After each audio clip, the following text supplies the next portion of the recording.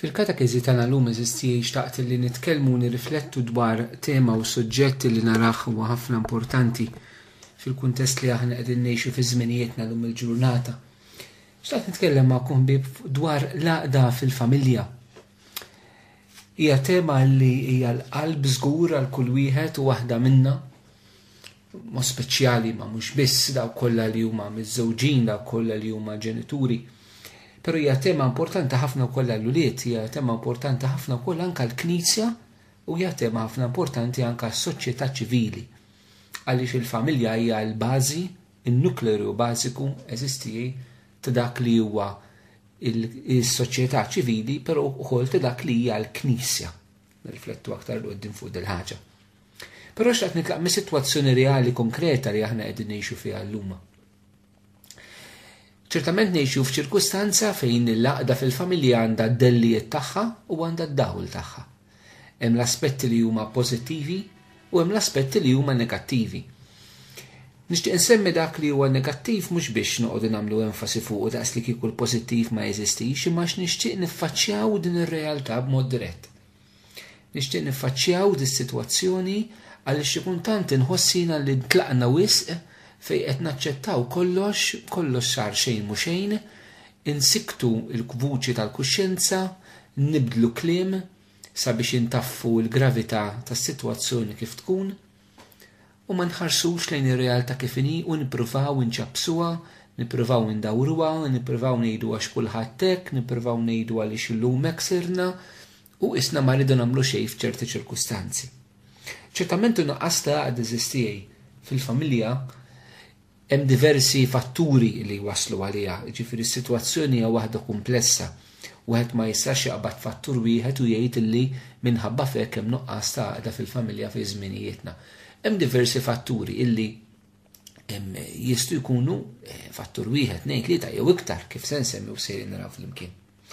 Wieħed mill-fatturi li fl-opinjoni tiegħi nara illi qiegħed jeżżes u jerri l-familja minn ġewwa hija xi ħaġa kulturali. Hija l-kultura tal-individwaliżmu li m'għandix taqsam mal-familja biss li saret taħkem f'kollox, anke fil-Knisja, sfortunatament taraw kemm hu diffiċli fil-Knisja nżommu l-għaqda, għaliex kulħadd irid jaħdem ar rasu. Kemm hu diffiċli anke min ikun qed imexxi l-isqof il-kappellan superjur ta' komunità reliġjuża biex iżomm l-għaqda għaliex l-individwaliżmu ħakimna b'mod kulturali. Sirna naħsbu b'mentalità fejn niġbdu kollox għal xawwatna. Fejn iġbru kollox fej dak li jaqbel lili u bil-mod il-mod qed nitilfu dik il-kapaċità li jiena noħroġ minn innifsi u nirrealizza li jieni qed f'relazzjoni f'kuntest li ngħix ma' persuni oħrajn u mhux naħseb għal rasi. Din nistgħu naraw eżisti fuq diversi livelli anke d-dar. Ħudu eżempju żgħar pereżempju, tfal id-dar, mhux tfal żgħar ta' ġifieri, u jistgħu jkunu anke raġel jew il-mara fuq kollox, ġifieri mhux qed nitkellem xi ħaġa tfal, fejn naf jien ħadd xawer u l-ħwejjex laqthom dejjem hemm. Ħriġt il-barra u soddaqt ma' milta. Kilt u l-platt qatt ma taħsilhom. Indejt int u ma jinteressak xejn minn iktar. L-individwaliżmu pur fejn taħseb biss fik innifsek u fil-bżonnijiet tiegħek innifsek. Illum il-ġurnata dal-individwaliżmu eżistij li nsibuh ġewwa fina li jekk ma nagħtuhx ċans jolli rasu f'kull wieħed u waħda minna, però sab anke ħanejdu hekk l-outlets tiegħu bħalma l-ilma jsib il-mod minn fejn jgħaddi u joħroġ, hekk ukoll l-individwaliżmu fina naħsbu għal rasna illum għandna anke ħafna mezzi kif dan qed intuħ il-ċans il-possibilità illi nistgħu ngħixuh fil-konkret, pereżempju. Tmur familja u ssib wieħed ngħid li erba' televisions. Jiġifieri kulħadd jista' jara programm li jrid ar-rasu, 4-5 nies dar waħda, però 4-5 nies jaraw ħaġa differenti wkoll kemm huma mifrudin. Jiġifieri dal-individwaliżmu issa sibnilu anke l-ispazju biex inkun nistgħu npoġġu fil-prattika. L-istess bħalmejja pereżempju l-użu tal-internet, l-użu tal-kompjuter. Kulħadd għandu l-kompjuter, kulħadd għandu l-affarijiet tiegħu, mhux qed ngħid li mhumiex bżonn ta' jiena, imma qed ngħid kif jistgħu wkoll dawn jagħtu spazju illi nkunu ġoddar, però fir-realtà nkunu lkoll kemm aħna mifrudin. Għaliex għal rasna, ġifieri l-istess.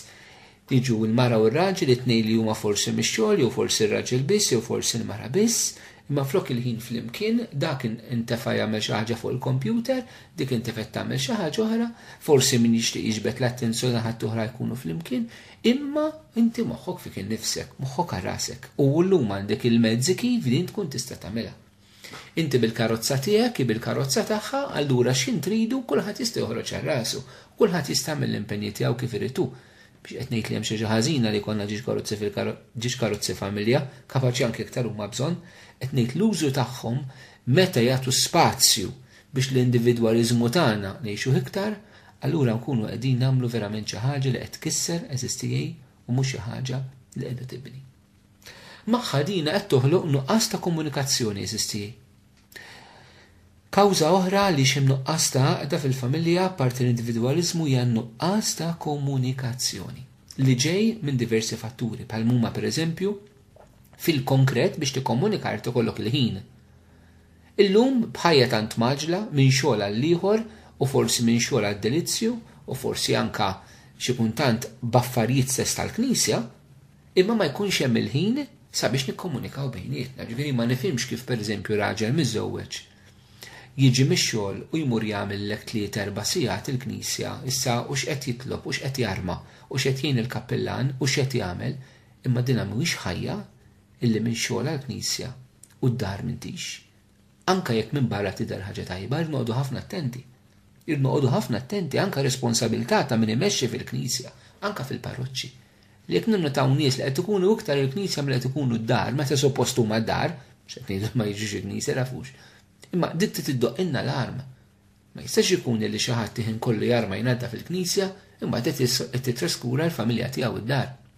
Ma jistax ikun xi ħadd li għaddej minn prayer meeting minn wieħed tal-ieħor, imma mbagħad mhux qed ikun id-dar. Mhux qed ngħid li ma tgħinx il-Knisja, mhux qed ngħid li ma tmux prayer meeting, xejn minn dan qed ngħid.